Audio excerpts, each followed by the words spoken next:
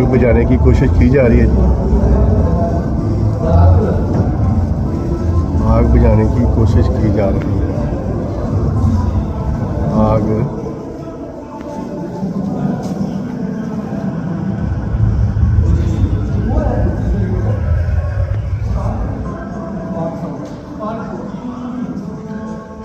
Fire brigade का अमला आ गया।